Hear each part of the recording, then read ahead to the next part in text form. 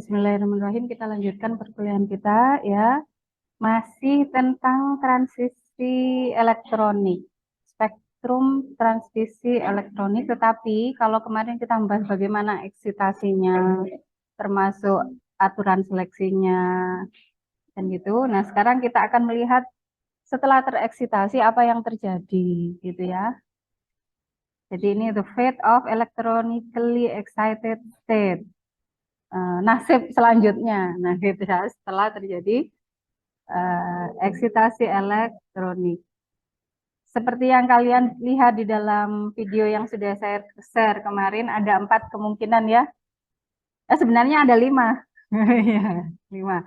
Yang satu itu adalah radiatif decay. Radiatif decay. Terus kemudian yang kedua non-radiatif decay, fluoresensi. Kemudian yang ketiga adalah non-radiatif decay, fosforesensi. Dan kemudian bisa juga terjadi disosiasi. Disosiasi berarti pemutusan ikatan atau predisosiasi. Itu sepertinya tampak terjadi disosiasi, pemutusan ikatan, tapi ternyata sebenarnya tidak. Gitu ya. Sebenarnya ada 5, tapi yang kita bahas kenapa yang pertama radiatif decay tidak kita bahas? Karena itu adalah normalnya, ya. Spektrum emisi normalnya seperti dalam AS ataupun yang kita pelajari UV vis gitu ya. Itu yang begitu habis tereksitasi, terus turun itu sebagai spektra. Langsung sebagai spektra cahaya. Tidak ada modifikasi-modifikasi. Nah, sekarang kita membahas yang ada modifikasinya.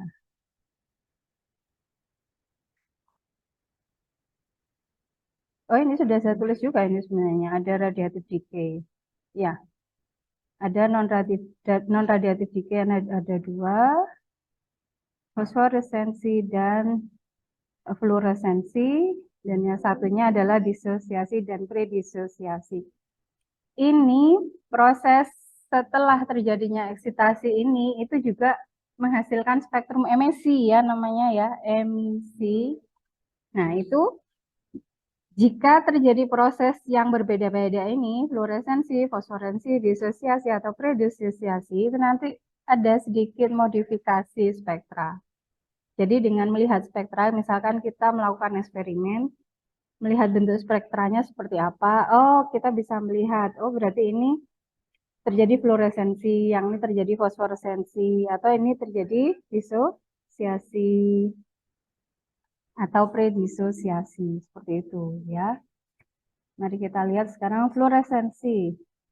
Atau kita langsung ke Q&A aja, biar nggak usah saya membahas lagi ya kan. Kan sudah presentasi kemarin di videonya itu.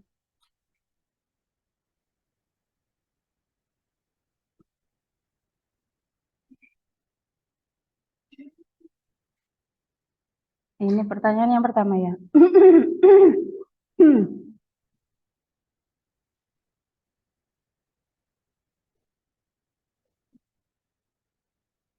Dalam electronically excited state, untuk fluoresensi dan fosforesensi, apakah sudah ketahuan bahwa memang tidak akan terjadi pemutusan ikatan atau tidak berubah jika dalam kondisi tertentu? Ya, yang namanya fluoresensi dan fosforesensi itu adalah proses yang tidak melibatkan pemutusan ikatan. Nanti kalau terjadi pemutusan ikatan, namanya prosesnya disosiasi. Nah, gitu ya. Jadi ya lain penamaan gitu aja ya. Terdapat penjelasan bahwa pada transisi DD, jika lingkungan terdekat dari atom tidak lagi sferis atau bulat akan menjadikan 5 orbital D.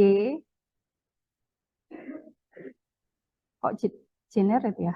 5 orbital D ketika masih lingkungannya sferis, dia itu sifatnya adalah degenerate ya, bukan generate ya, tapi degenerate.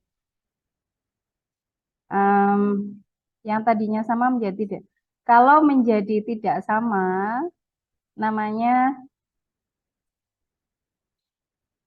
apa ya? Saya kok belum pernah membicarakan itu ya. Kalau dalam bahasa Indonesia tidak terdegenerasi. Nah, gitu. Non degenerate, mungkin gitu ya kalau bahasa Inggris ya. Masih dalil lingkungan terdekatnya tidak sferis atau bulat. Ya dalam lingkungan atom itu, atom kalau di sekitarnya nggak ada apa-apa, kan kita asumsikan dia bulat kan? Ya. Kalau kemudian di sekitarnya itu semacam ada ligan atau ada molekul lain yang berada di dekatnya dan terus, kalau terikat itu kan dia terus ya gitu ya, berada di sekitarnya itu. Ya kan, kalau misalkan ini ada ligan H2O terikat pada atom misalkan Ti di sini, ini H2O ini kan ya di sini terus kan, dia tidak pergi-pergi kan. Kalau terikat kan berarti tidak pergi-pergi ya. Nah, ini kan bentuknya menjadi tidak bulat ya. Ada semacam kayak cabang ke sini, cabang ke sini, cabang ke sini, cabang ke sini. Jadi kan tidak bulat. Sementara kalau tidak ada ligan ya dia cuman atom saja satu ya bulat kan gitu. Ya itu saja sebenarnya ya. Jadi ketika ada ligan, kehadiran ligan itu mensplitting orbital D 5 buah yang tadinya energinya sama menjadi tidak sama. Terus pertanyaan berikutnya, mengapa transisi singlet triplet dapat terjadi dengan adanya coupling spin orbit?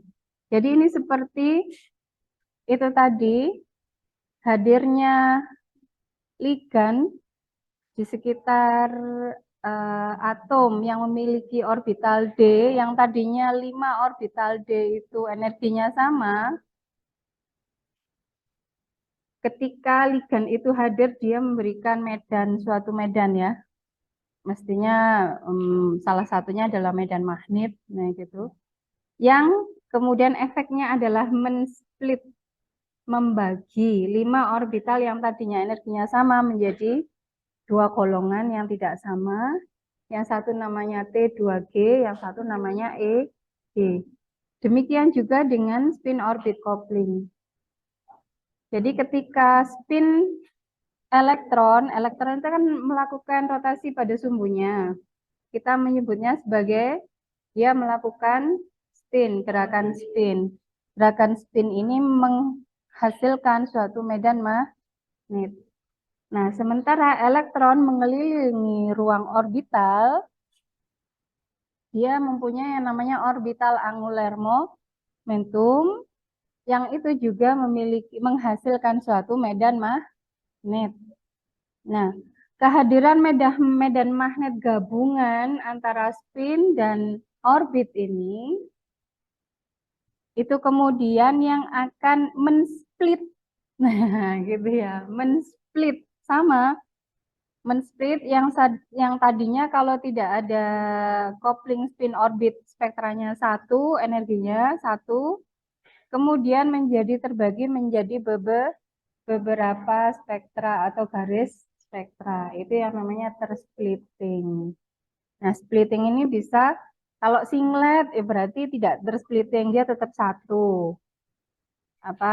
Garis spektranya. Kalau yang tadinya satu, kemudian karena spin orbit itu spektranya menjadi 3 garis spektra, namanya dia dalam keadaan triplet. Ya, gitu ya. Jadi memang perpaduan spin orbit ini menghasilkan suatu medan magnet yang bisa mensplitting tingkat energi.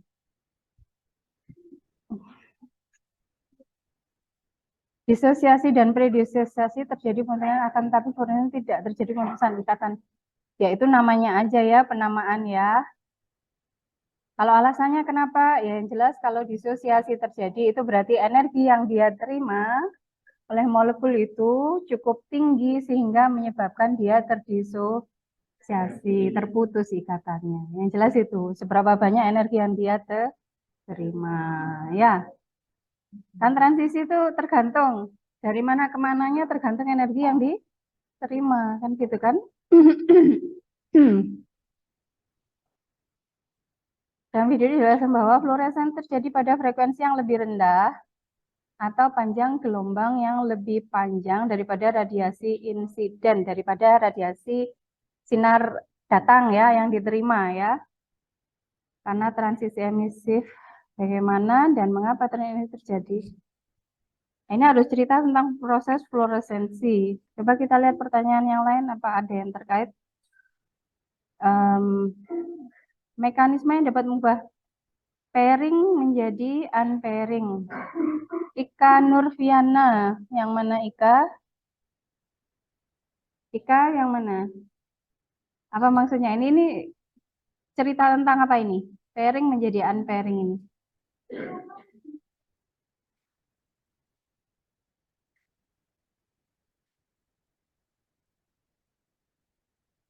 Yang di apa 26? Oh, menit ke 26. Apa ya?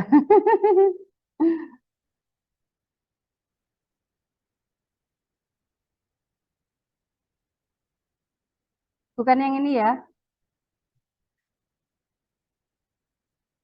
Apa yang ini? Hah? Terkait ini? Terkait ini. Ada proses pairing dan unpairing. Ya, pair, memasangkan ya. Pair itu pasangan, unpair itu tidak berpasangan, kan gitu ya. Jadi proses pairing dan unpairing. Berarti proses ini ya, fosforesensi ya. Tadi kita mau membahas fluoresensi belum. Pertanyaannya berikutnya ternyata fosforesensi. Mana ini? Kita lihat pertanyaan yang lain dulu. Apakah ketika molekul-molekul tumbukan dengan molekul sekitarnya pada materi fluoresensi selalu melepas energi secara non-radiatif? Jika tidak, apa yang terjadi? Apa yang menjadi penyebabnya dan perbedaan dengan non-radiatif seperti apa? Non-radiatif. Apakah selalu melepaskan energi secara non-radiatif? Kalau non-radiatif itu berarti melepaskan energi sebagai bukan cahaya, gitu ya. Kan tadi saya bilang pertama itu ada 5 model ya. Yang pertama radiatif, yang kedua non-radiatif, yang fluoresensi, non-radiatif yang fosforesensi, baru disosiasi dan predisosiasi. Kan gitu ya. Yang radiatif ini berarti memancarkan, dia melepaskan energi dari eksitasi itu tadi turun ke ground state dengan cara radiatif, itu memancarkan spektra cahaya. Gitu ya. Ya berarti kayak spektra. Ya, sebagai spektra. Spektra seperti yang kemarin-kemarin ada garis-garis spektra. Terus kalau non-radiatif, ya berarti dia melepaskan energi ketika turun dari eksitasi, excited state ke ground state, itu melepaskan energinya sebagai bukan cahaya. Gitu ya. Sebagai apa terusan kalau bukan sebagai cahaya? Sebagai energi gerak dan energi panas. Itu kan tidak terlihat kan? Kalau cahaya kan terlihat. Oh, cahaya terlihat. Terlihat tergantung detektornya ya. Kalau cahaya visible ya terlihat mata. Kalau UV ya terlihat sama detektor UV. Nggak terlihat mata. Ya, jadi maksudnya begitu. Berarti sebagai non cahaya atau non gelombang elektromagnetik. Berarti dia melepaskan, ketika turun itu dia melepaskan sebagai energi gerak. Gerak ini bisa rotasi, bisa vibrasi, bisa juga sebagai panas. Karena bergerak itu kan melepaskan panas ya. Kalian kalau olahraga itu panas nggak? Iya, jadi gerak itu pasti melepaskan panas. Nah, sebagai itu artinya non-radiatif itu. Jika tidak, apa yang terjadi? Jika tidak non-radiatif berarti mungkin radiatif. Atau mungkin disosiasi. Gitu ya. Dan predisosiasi. Apa yang menjadi penyebabnya dan perbedaan dengan non-radiatif seperti apa? Apa yang menjadi penyebabnya? Jadi kapan suatu peristiwa itu melepaskan kembali energinya setelah eksitasi sebagai radiasi pancaran cahaya dan kapan sebagai non radiasi gitu ya pertanyaannya. Oh iya, saya belum pernah bertanya tentang hal ini. Apa ya sebabnya? Kalau menurut saya itu pasti karakteristik tergantung kepada karakteristik molekulnya. Molekulnya itu bagaimana? Kalau cuman saya belum pernah apa namanya?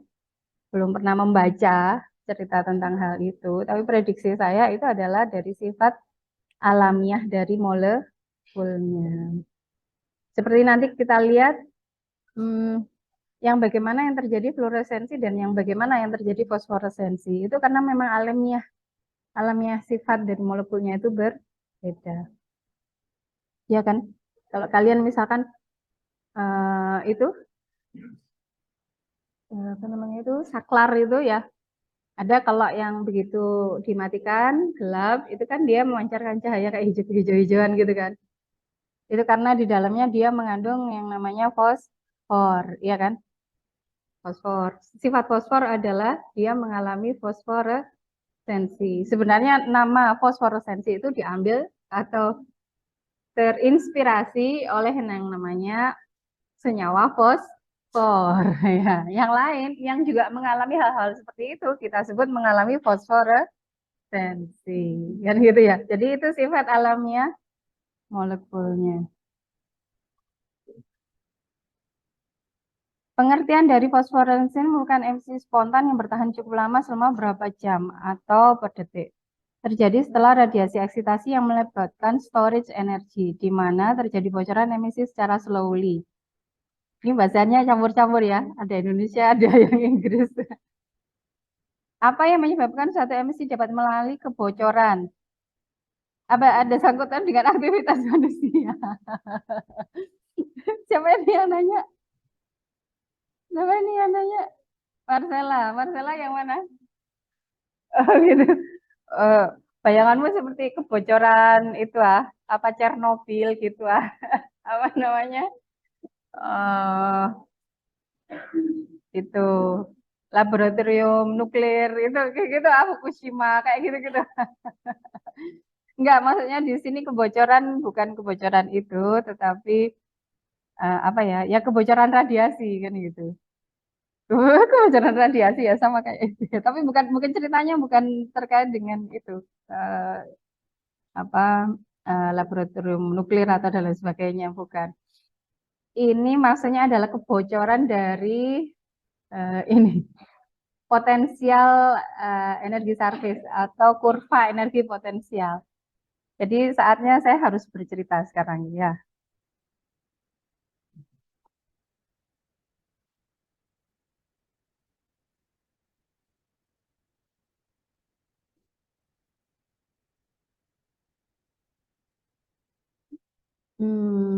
Mau membicarakan fluoresensi dulu ya.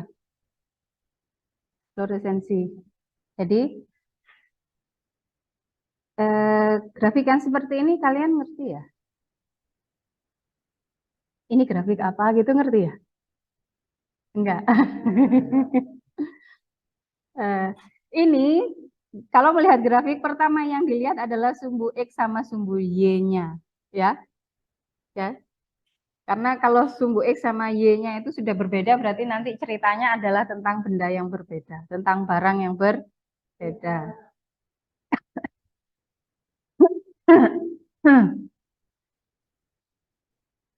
Kita lihat sumbu Y-nya, ini adalah energi potensial molekuler. Energi potensial molekuler. Energi potensial itu adalah energi apa? Apa bedanya energi potensial dengan energi kinetik? Kalau energi kinetik adalah energi gerak, kalau energi potensial. Ayo, apa? Energi gravitasi. Jadi, bumi memiliki gravitasi. Terus kemudian saya punya barang ketinggiannya segini dari pusat bumi. Dia memiliki energi potensial sebesar M kali G kali H, gitu kan. Tapi ini energinya itu, kalau misalkan saya turunkan posisinya di sini, energinya potensialnya menjadi lebih kecil atau lebih besar? Kenapa? Jaraknya lebih pendek. Jarak ke pusat bumi, pusat gravitasi menjadi lebih pendek. Ini energinya sudah nampak apa belum nampak? Ini tadi. Kalau misalkan ini jalan gini nih, kelihatan nggak energinya, nampak nggak? Kalau benda berjalan itu energinya nampak nggak? Nampak kalau dia punya energi karena dia bisa berjalan, berpindah tempat ya. Kalau ini tadi di sini kamu bilang dia punya energi potensial. Potensial akibat gravitasi. Potensial kan banyak penyebabnya. Kelihatan apa enggak? Kok tahu kalau energinya ini yang lebih tinggi, yang sini energi potensialnya lebih rendah? Kok tahu kalau nggak pakai apa namanya rumus ya? Kalau nggak pakai rumus, kok tahu? Nggak tahu mestinya, mau nggak kelihatan. Iya kan? Dia itu punya energi dari mana, kelihatannya itu loh, nggak kelihatan ya. Ya, tapi kalian yakin dia punya energi? Dari mana yakinnya? Iya. Coba dari mana kalian yakin kok ini punya energi?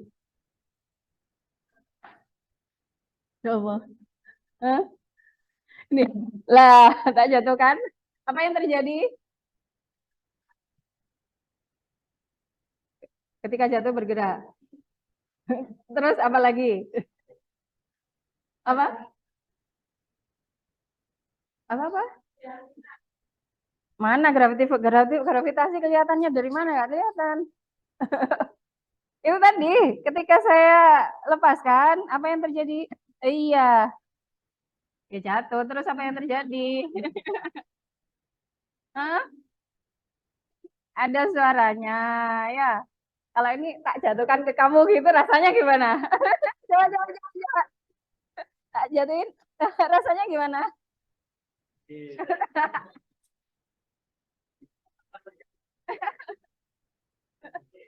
Bohong, ini padahal lo nggak sakit ya.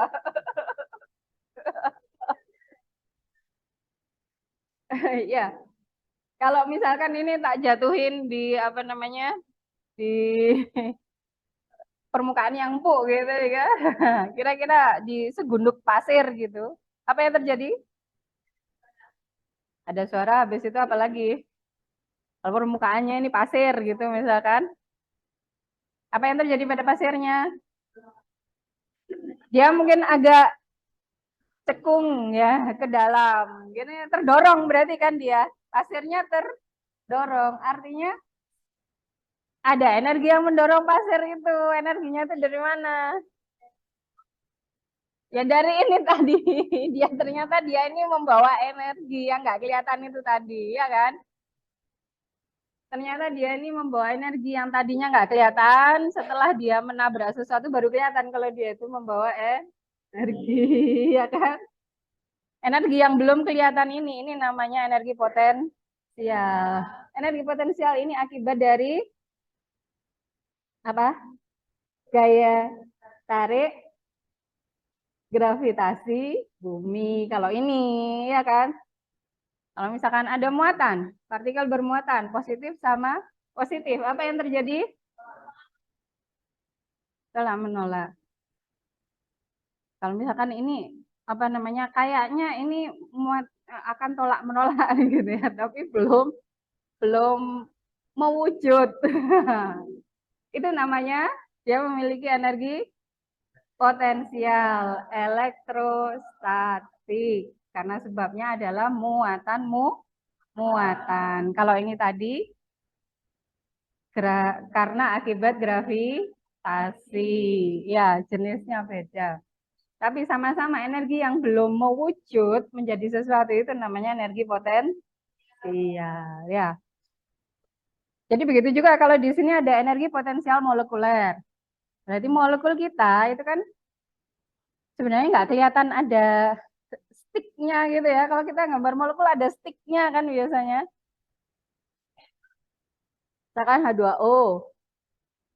Nah, gini ya. Ini sebenarnya ada nggak sih ini sticknya ini? Kenyataannya kan nggak ada. Sticknya itu kan nggak ada, ya kan? Dia itu hanya seperti apa ya? Kalau kita punya magnet, yang satu kutubnya positif, yang satu kutubnya negatif, kan gitu. Itu kan dia maunya deket aja kan gitu ya, ya kan? Kalau kita nggak tahan-tahan, dia tuh maunya deket, gitu ya. Nah, itu yang maunya deket itu tadi kita gambarkan sebagai stick itu tadi, ya, ikatan itu tadi. Tapi sebenarnya kan tidak ada sticknya itu. Demikian juga kalau magnet positif ujung utara sama ujung utara ketemu, ya kita paksa-paksa gini ya. Dia tuh maunya nggak mau, nah gitu. Ya, tapi itu nggak ada sticknya, ya kan? Nah, tapi terasa kalau ini nggak mau deket itu terasa, ya. Ya, itu yang kita gambarkan sebagai stick di dalam molekul. Nah, jadi sebenarnya di antara molekul kita, atom-atom penyusun molekul kita itu ada yang namanya energi potensial.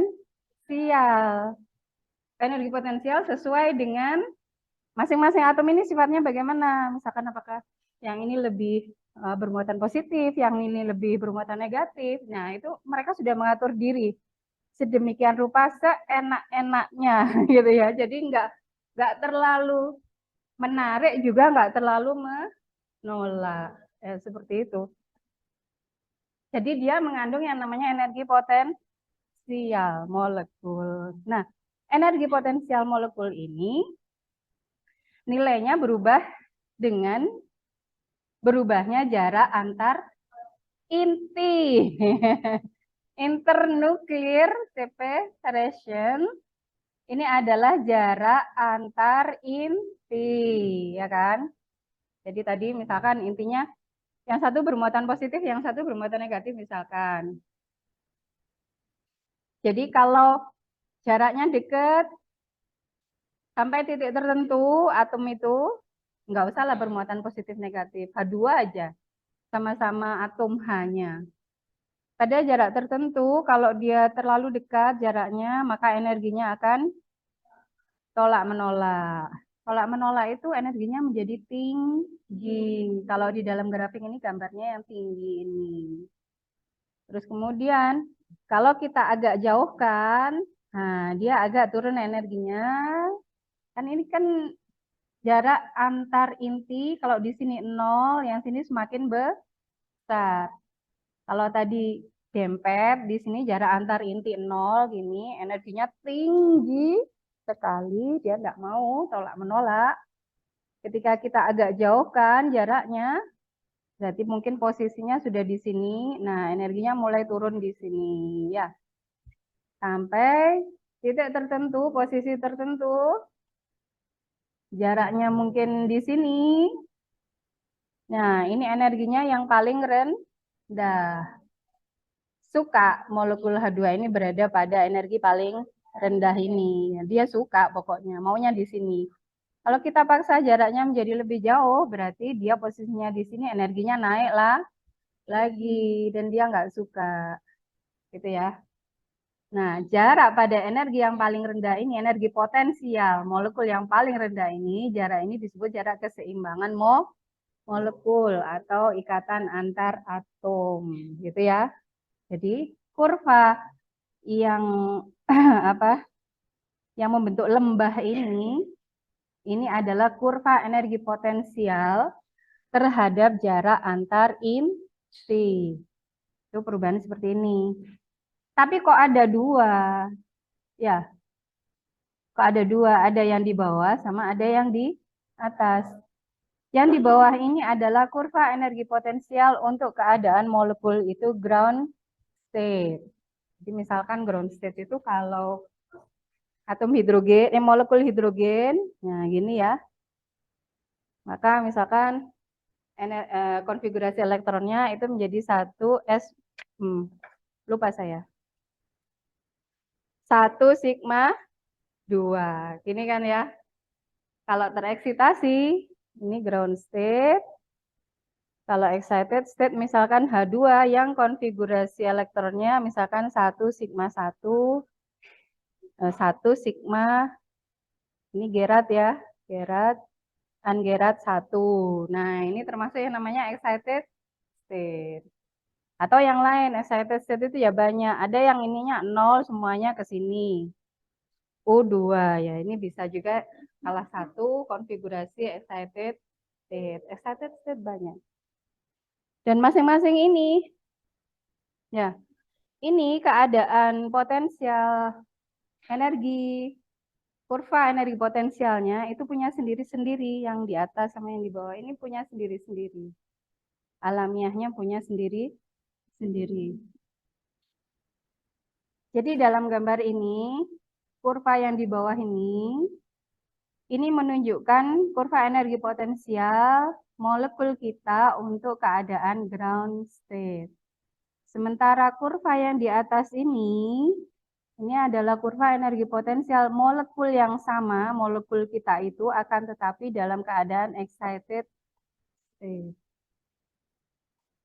Bentuknya sama, kurvanya membentuk lembah seperti ini, tetapi kita lihat posisi jarak keseimbangannya itu beda.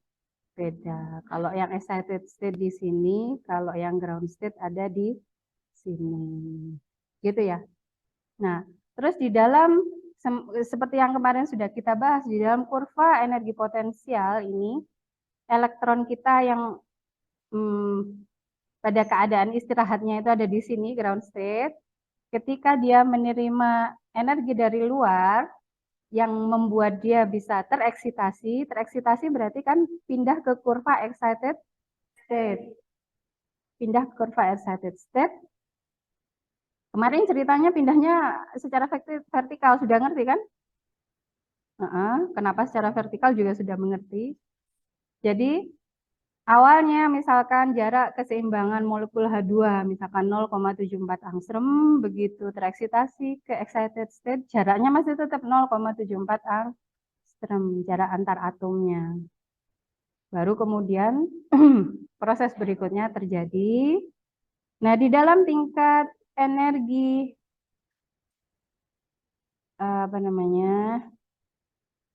kurva energi potensial molekul ini, gitu ya. Di dalamnya ini juga mengandung yang namanya tingkat-tingkat energi vibrasi. Sebenarnya juga ini tapi mungkin tidak terlalu tampak. Ini ada tingkat-tingkat energi rotasi. Di antara tingkat-tingkat energi vibrasi itu ada tingkat-tingkat energi rotasi. Nah, setelah molekul kita itu elektronnya tereksitasi misalkan ke sini, tereksitasi secara vertikal misalnya kan lurus ya, vertikal itu ke atas ya. Serut gini, nggak miring-miring kan gitu ya. Ke sini misalkan energinya yang dia terima cukup untuk dia berada pada garis ini. Gitu ya. Sebelumnya mungkin ada yang nanya terkait dengan energi vibrasi 0 sama dengan 0 gitu ya. Siapa yang tanya? Siapa yang tanya? Saya baca pertanyaannya tapi saya lupa persisnya yang ditanyakan. Siapa yang tanya?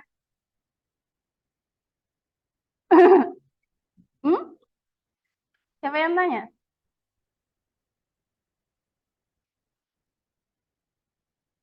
Sekalian saya tunjukkan. Jadi di dalam kurva energi potensial ini kan ada tingkat-tingkat energi vibrasi. Itu ada baik pada kurva energi potensial ground state maupun kurva energi potensial excited state. Itu garisnya begini-begini. Nah, di sini ada tingkat energi vibrasi yang terbawah. Nah, letaknya di sini. Ini juga ada tingkat energi yang terbawah, letaknya di sini. Tidak ada lagi garis lagi di bawahnya, tingkat energi vibrasi di bawahnya tidak ada lagi. Kita mengatakan ini adalah bilangan kuantum vibrasinya, ini V sama dengan 0. Di sini juga bilangan kuantum vibrasinya V sama dengan 0. Bedanya yang ini untuk keadaan ground state, yang ini untuk keadaan excited state. Ya. Nah, elektron kita itu sebenarnya tidak pernah berada di titik energi yang paling bawah ini loh ya. Kelihatan yang saya tunjuk? Dia tidak pernah ada di sini, walaupun dari kemarin saya kalau cerita itu ya energi terbawah ya di sini, kan gitu ya. Nah, kalau excited state energi terbawah di sini, kan gitu. Sebenarnya elektron kita itu tidak pernah berada di sini. Dia itu adanya di sini loh. Kelihatan? Adanya adalah di garis yang paling bawah dari bilangan kuantum vibrasi. Ini juga gitu. Elektron yang paling bawah itu tingkat energinya itu ada di V sama dengan 1. Tidak pernah dia itu ada di sini. Walaupun kalau dari kemarin saya cerita, pasti gambarnya itu ada di yang paling bawah ini. Ya itu hanya untuk secara kasar saja. Secara detail sebenarnya dia tidak pernah ada di sini. Dia itu yang paling bawah ada di sini. Di tingkat vibrasi V sama dengan 0. Di ground state juga begitu. Dia adanya di sini. Di tingkat energi vibrasi V sama dengan 0. Kenapa? Ada selisih antara kurva energi potensial yang paling rendah energinya ini, titiknya di sini, dengan besaran tingkat energi vibrasi V sama dengan 0 yang ada di sini. Ada selisih kan? Selisih energi kan? Dan cukup besar itu selisihnya. Cukup besar. Ya nggak terlalu besar sih. Ya. Sebesar energi vibrasi lah. Nah, kalau gini mungkin saya gambarnya gimana ya? Biar kelihatan.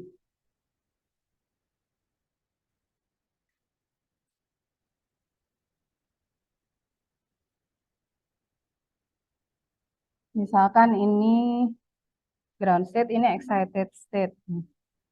Ini ada tingkat-tingkat energi vibrasi. Ini adalah tingkat energi vibrasi V sama dengan 0. Ini juga V sama dengan 0. Ini kurva ground state, ini kurva excited state.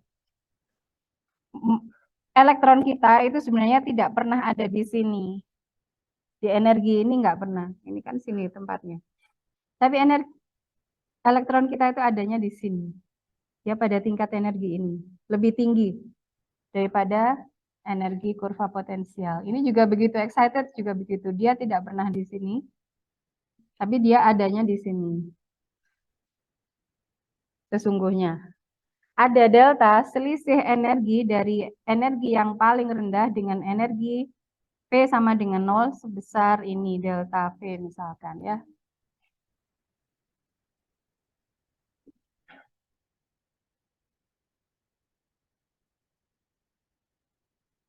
Sebesar delta E. Ini angkanya adalah sebesar H nu. Hanu. Hanu apa setengah Hanu ya? Setengah Hanu. Berapa?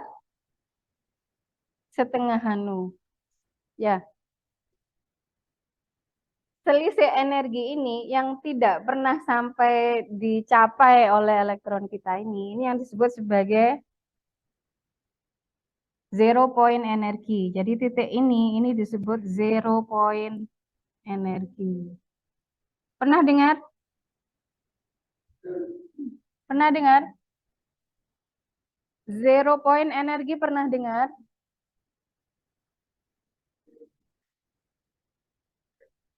Nggak pernah dengar?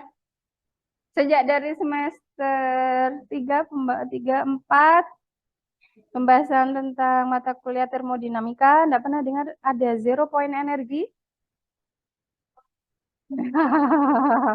Lupa. Ya. Jadi, di dalam pembahasan termodinamika itu ada yang namanya energi dari sistem kristal yang paling rendah energinya, di mana entropinya itu paling rendah. Itu bukan nilai energinya bukan 0. Gitu ya. Nilai energinya bukan 0. Tapi energinya itu adalah sebesar energi Energi vibrasi pada P sama dengan N0. P sama dengan 0.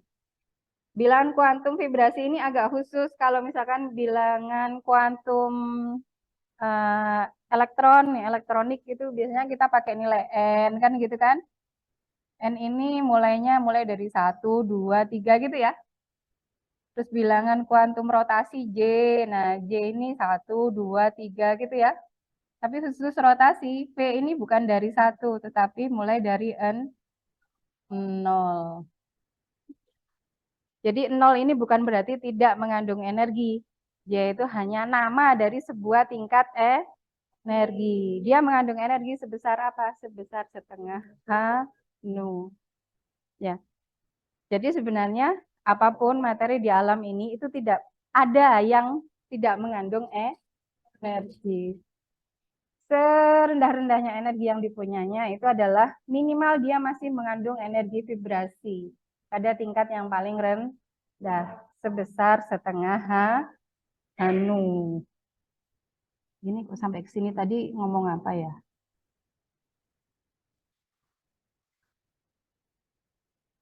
Oh, ada yang nanya energi vibrasi gitu kan ya? Saya lupa siapa yang nanya. Tapi saya yakin di kelas ini soalnya pembahasan tentang ini baru baru hari ini kan gitu ya, baru hari ini. Yang kemarin belum ya. Nah, jadi ini proses fluoresensi ya, masih fluoresensi.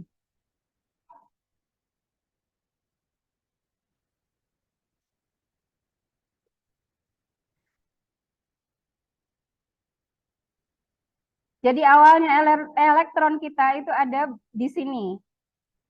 Di energi terendah dengan tingkat vibrasi dari ground state, tapi tingkat vibrasinya pada V sama dengan N0. Di kurva energi potensial excited state itu juga ada tingkat-tingkat vibrasi dan ada juga tingkat vibrasi titik nolnya, ya, dimana V sama dengan 0 itu yang paling bawah ini. Jadi awalnya elektron kita berada pada energi di titik ini, kemudian tereksitasi secara vertikal langsung naik ke atas, dia langsung nyantolnya di mana, gitu ya. Misalkan dia nyantolnya di tingkat vibrasi ini, tapi sudah pada kurva energi potensial excited state, keadaan tereksitasi. Nah, kemudian mau tidak mau ketika dia mau turun lagi ke sini menuju ground state, gitu ya,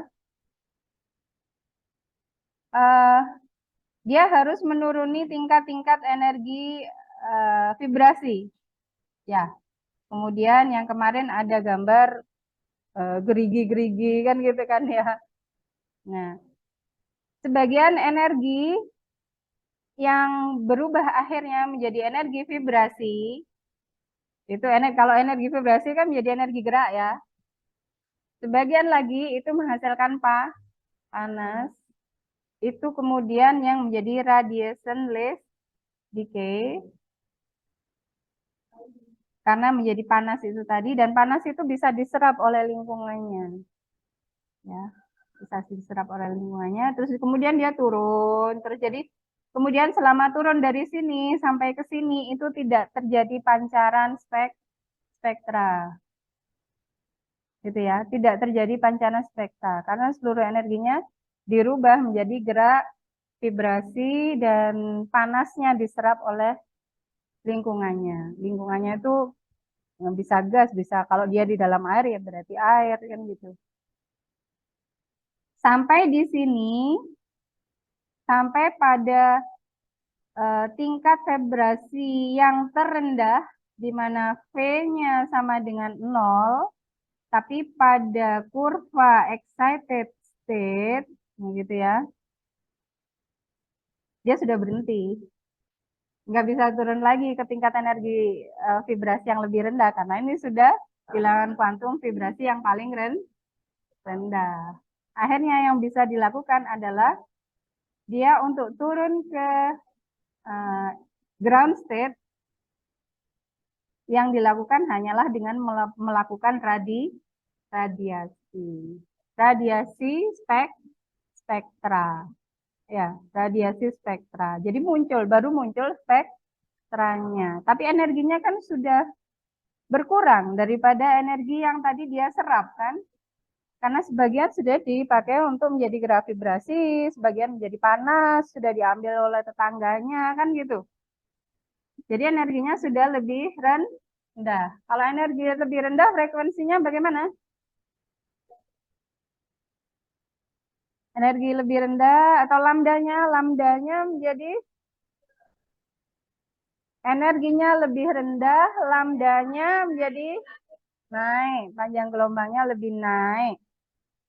Nah, ini gambarnya.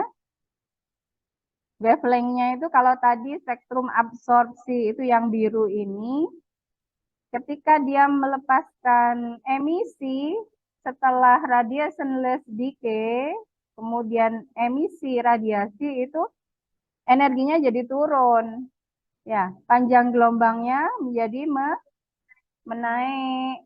Ya, dia bergeser ke sebelah ke kanan dari grafik ini, panjang gelombang ini. Nah, baru kemudian di sini dia melewati tingkat-tingkat energi vibrasi lagi, tapi punyanya ground state. Punyanya ground state. Tapi radiasinya sebagai spektra. Seperti yang kemarin, akhirnya muncullah ini spektra fluoresensi. Cuman panjang gelombangnya jadi agak bergeser dari spektra absorpsi. Gitu ya.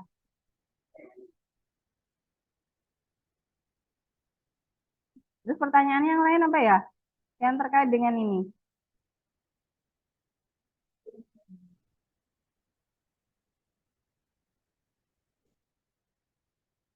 Oh, yang ditanyakan ini tadi sudah fosforesensi kayaknya ya.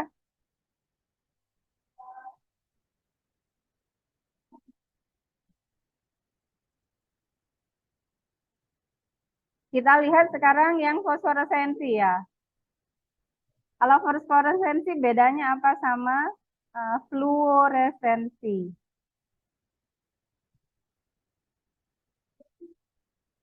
Ini adalah kurva energi potensial proses fosforesensi. Secara umum sama, sumbu Y-nya adalah energi potensial molekul, sumbu X-nya adalah jarak antar inti. Ya. Kurva yang di bawah ini adalah kurva energi potensial untuk keadaan ground state.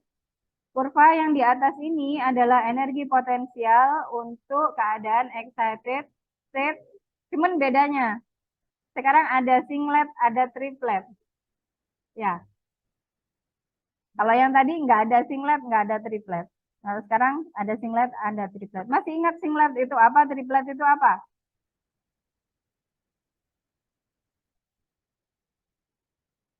Keadaan singlet, doublet, triplet itu diukurnya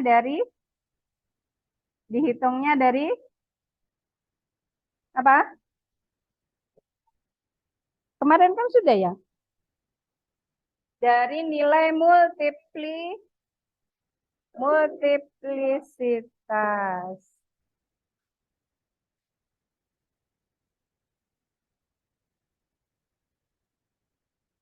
Ya, multiplisitas.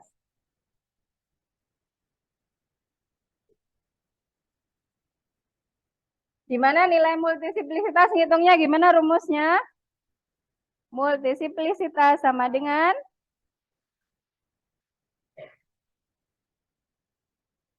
apa?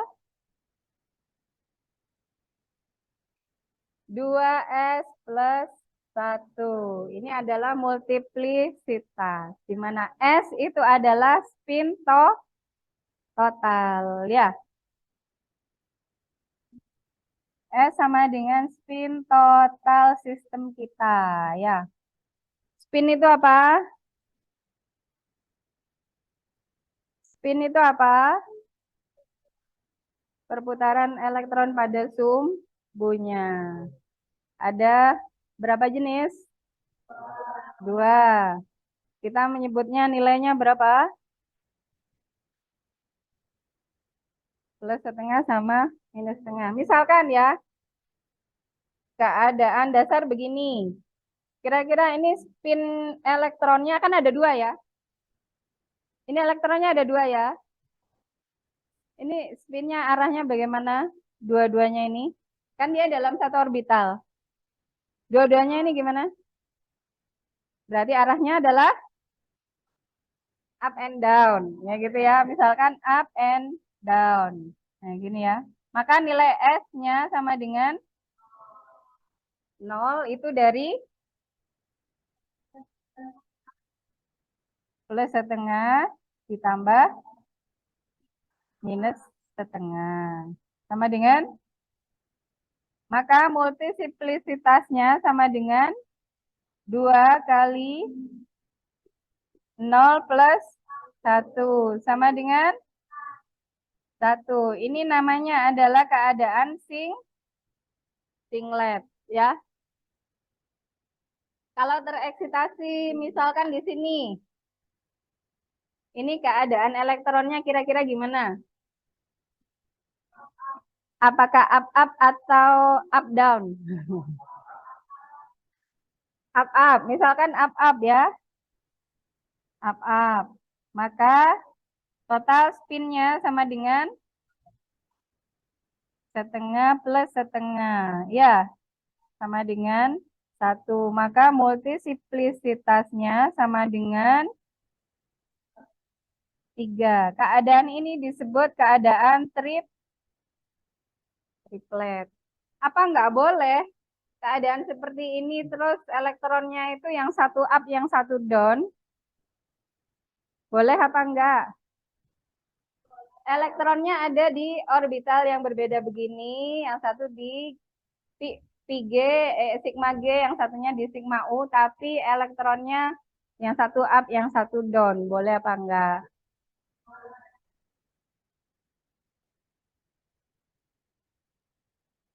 Enggak boleh apa boleh?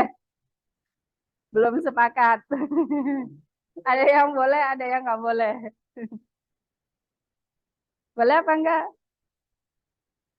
Boleh, boleh aja, ya kan? Biarpun di dalam satu orbital kayak gini, up juga boleh, ya kan? Ya, di dalam satu orbital kayak gini, excited state dalam satu orbital gini, terus keadaan spinnya up kan juga boleh. Cuman dia membutuhkan energi yang lebih tinggi dari kalau yang up down, kan gitu kan? Boleh aja. Jadi misalkan begini, ini yang satu up, yang satu down. Tapi ini pada orbital yang berbeda ya.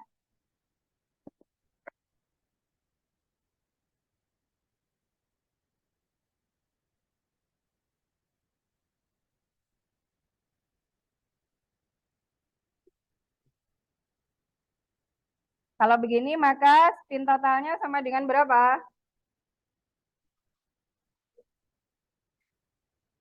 Spin totalnya sama dengan kalau begini 0 ya.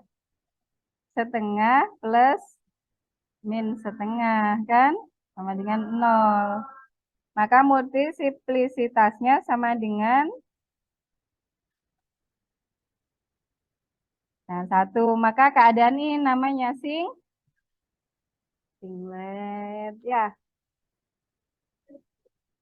Keadaan tereksitasi loh ya ini. Bisa begini, bisa begini. Yang ini energinya kira-kira lebih tinggi apa lebih rendah daripada yang ini? Ya, yang bawah lebih rendah. Ya, yang bawah lebih rendah daripada yang atas. Ya. Dan ini masing-masing ini punya kurvanya sendiri. Ya. Misalkan seperti di buku ini.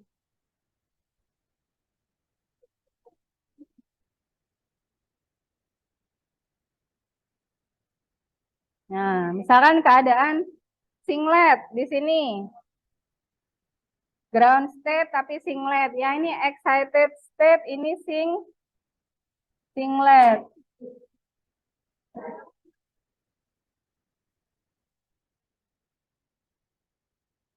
Tenang, tenang, santai.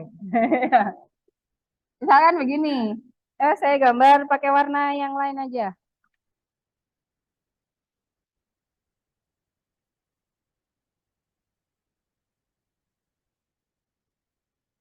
Nah, misalkan begini.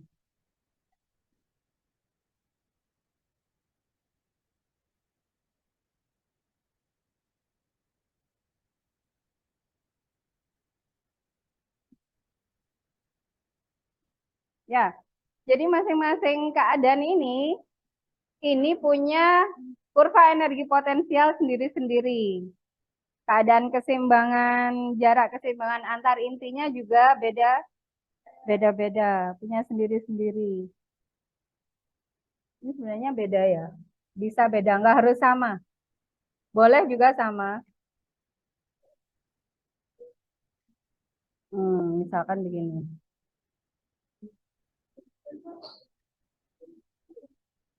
Nah, kurva energi potensial triplet ini juga punya tingkat-tingkat energi vibrasi di dalamnya sama saja. Misalkan ini, yang biru-biru ini ya. Tuh.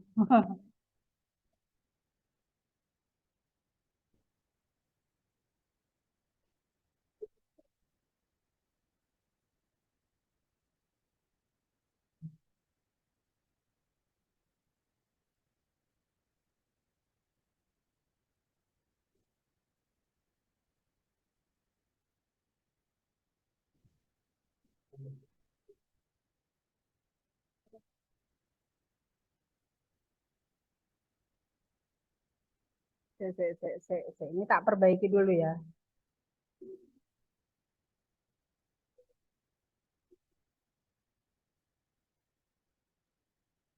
Hmm.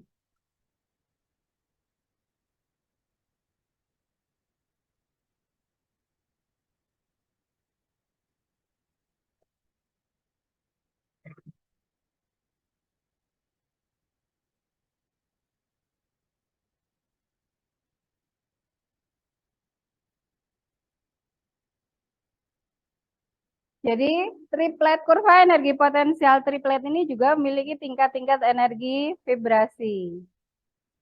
Kalau tadinya molekul kita itu berada di sini, berarti keadaannya ini ya, singlet kan. Terus kemudian tereksitasi ke atas. Salah satu misalkan ini tadinya begini, nah begini. Salah satu tereksitasi, tapi secara lurus ya, tegak lurus ya eksitasinya, keliru.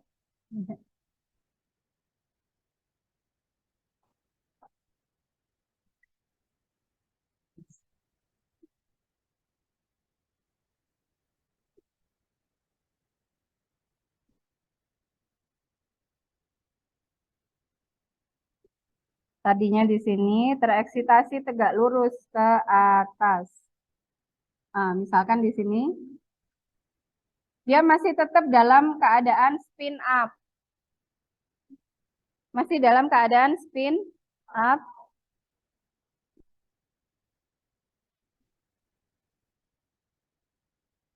Jadi tadi spin up yang di bawah, elektron spin up yang di bawah tereksitasi ke excited state, tapi keadaannya masih spin up. Artinya terus akhirnya bentuknya menjadi seperti ini, ya. Spinnya up sama down, tapi ya pada orbital yang berbeda, ya.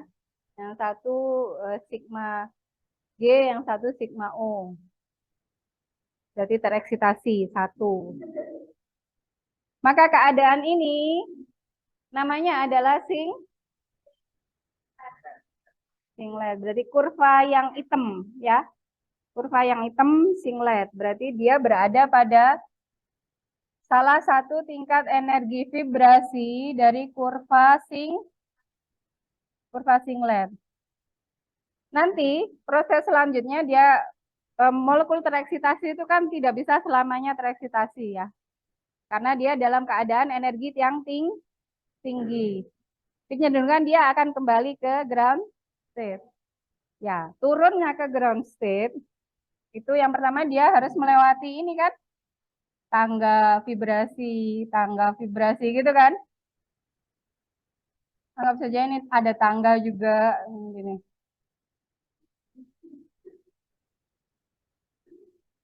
Turunnya ke sini, terus habis itu ke sini. Nah,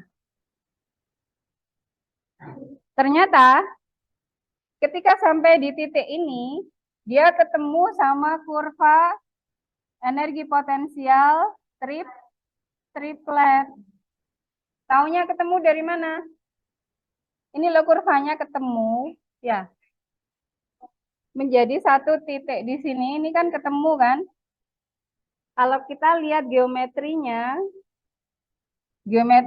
itu ya ini hampir-hampir deket-deket sini ya. Nah, panjang antar intinya di sini sama ya. Antara kurva singlet dengan kurva triplet pada titik ini, panjang ikatan antar intinya sama. Nah, misalkan molekul H2 punya kita itu panjangnya sama. Cuman yang satunya spinnya up down, yang satu spinnya up up. Nah, ini bentuk molekulnya sudah sama, energinya juga sama, kan gitu kan ya? Energinya sama kan di sini? Nah, kemudian jika ada sesuatu yang bisa membuat spin yang tadi, misalkan ini up, ini down gitu ya. Ini kan singlet keadaannya. Kalau ada suatu peristiwa yang bisa menyebabkan spin elektron salah satunya misalkan yang di sini dari down menjadi up, maka ini sudah langsung menjadi keadaan triplet.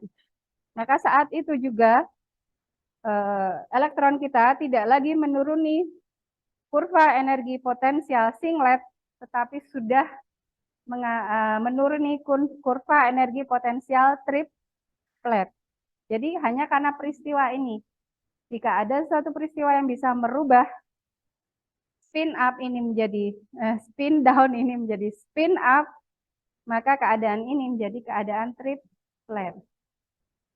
Apakah kemungkinannya itu besar sekali? Peluangnya besar sekali karena molekulnya itu sudah geometrinya sama, panjang ikatannya sama, energinya sama, tinggal balik aja. Nah, gitu ya. Tinggal balik aja. Dan kalau itu terjadi, maka sekarang pada titik ini ketemu sama tingkat energi vibrasi triplet, maka yang kemudian seterusnya dia akan menuruni kurva energi triplet. Saya gambarin warna biru ya. Dari titik sini kalau terjadi perubahan spin itu tadi, yang tadi misalkan singlet menjadi triplet, maka elektron kita turunnya sudah tidak ke yang hitam lagi, tetapi ke yang biru, menuruni tangga-tangga vibrasi triplet. Sampai pada tingkat energi vibrasi triplet sama dengan V sama dengan N0 yang paling rendah. Ya. Nah, proses ini tadi, membaliknya ini tadi, kemudian mungkin menjadi begini, spinnya. Proses yang ini disebut sebagai intersystem crossing. Ya, benar ya? Intersystem crossing.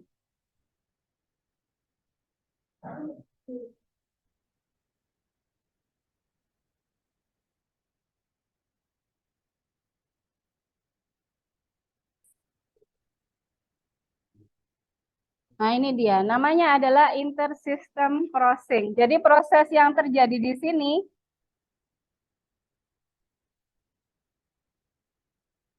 ini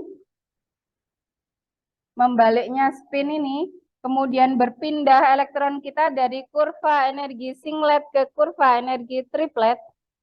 Ini yang disebut sebagai intersystem crossing. crossing. Gitu ya. Intersystem crossing. Jadi maksudnya intersystem itu adalah antar sistem. Sistem itu maksudnya apa? Sistem ini singlet sama triplet. Nah, gitu ya. Lintas batas. Nah, crossing itu apa? Pelintas batas. Lintas batas antar sistem. Singlet ke triplet. Kemudian sampai sini. Kan sudah saya bilang bahwa sebenarnya molekul tidak pernah sampai ke titik yang paling rendah ini. Minimal dia masih punya energi vibrasi titik nol. Sampai di sini, dia kan sudah nggak bisa turun ke tingkat energi vibrasi yang lain ya. Karena sudah yang paling rendah ya kan. Akhirnya dia tidak bisa melepaskan energi akibat vibrasi lagi. Kalau ini tadi vibrasinya terjadi pelepasan energi secara radiationless decay. Ya, radiationless decay. Dia hanya punya satu kesempatan untuk sampai ke ground state adalah dengan meluncur dari sini ke ground state. Ini dengan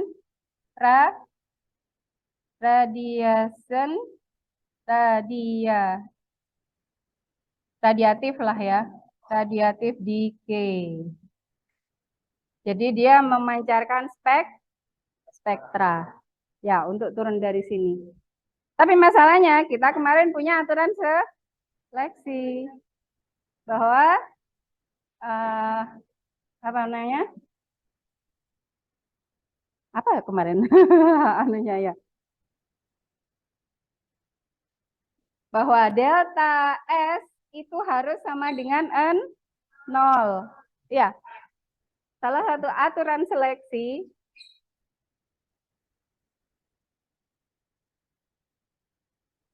transisi elektronik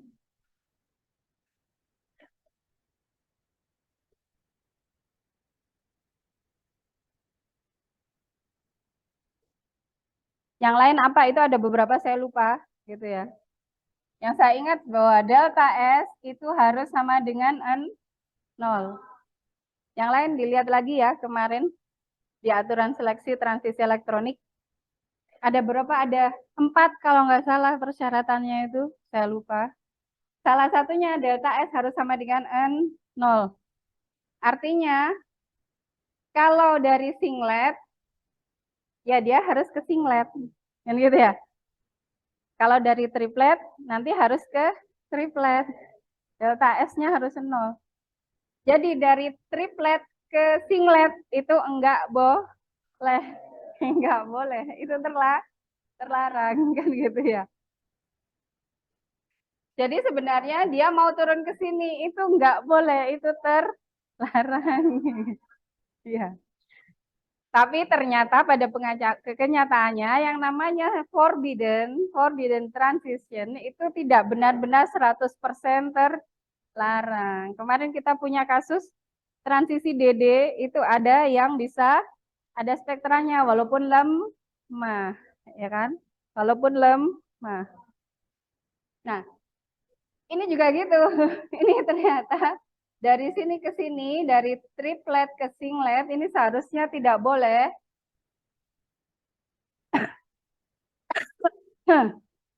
Tapi pada kenyataannya masih bisa, walaupun dengan intensitas yang mungkin tidak terlalu tinggi. Kita mengatakan itu sebagai kebocoran. Tadi yang tanya kebocoran siapa?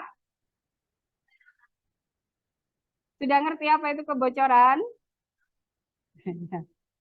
Jadi kebocoran dari ini loh ya, dari aturan seleksi ini. Ya, itu ternyata dia bisa melakukan radiationless decay, tapi radiatif decay, tetapi intensitasnya tidak terlalu tinggi. Dan ini bukan proses yang mudah. Karena apa? Karena terlarang itu tidak mudah begitu ya prosesnya. Akhirnya elektron itu tertahan di tingkat energi ini agak lama, gitu ya. Itu yang disebut sebagai apa tadi? Energi storage, ya. Jadi dia tertahan di sini seperti kayak tandon gitu, tertahan agak lama elektron ada di sini. Nah, tapi ya tidak selamanya karena dia kemudian masih tetap bisa turun ke ground state dengan radiatif decay, tetapi dengan intensitas yang tidak terlalu tinggi. Dan prosesnya itu delay-nya itu agak lama kan gitu. Delay spektranya muncul itu agak lama, itu yang disebut sebagai proses fosforesensi.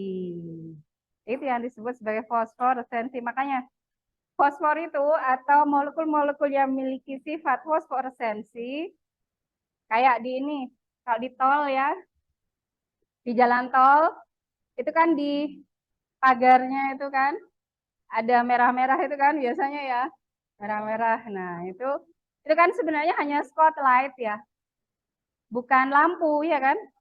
Dia itu hanya tempelan spotlight, tapi dia mengandung bahan fosforesensi yang warna oranye, ungu, merah itu loh ya. Jadi begitu kena sorot lampunya mobil, dia nyerap energi, tereksitasi. Begitu lampunya udah lewat, kita masih lihat itu merah-merahnya kan gitu, masih nyala merah-merahnya. Karena delay itu tadi ya. Apa namanya? eh, spektranya itu muncul di delay atau radiasi. Radiasi spektranya muncul delay. Itu namanya fosforesensi. Dan prosesnya tadi bagaimana? Ya seperti ini tadi, seperti yang saya ceritakan agak panjang begitu ya. Ya, jadi ceritanya harus agak panjang. Kayaknya itu sudah menjawab banyak pertanyaan seharusnya ya. Ya, paling enggak saya sudah membahas fluoresensi dan fosforesensi. Nanti kita akan lanjutkan ke pertanyaan yang lain. Yang terkait disosiasi dan predisosiasi. Baiklah, karena waktunya juga sudah mencukupi, maka perkuliahan kita saya akhiri sampai di sini. Semoga apa yang kita pelajari bermanfaat. Alhamdulillahirrabbilalamin. Assalamualaikum warahmatullahi wabarakatuh.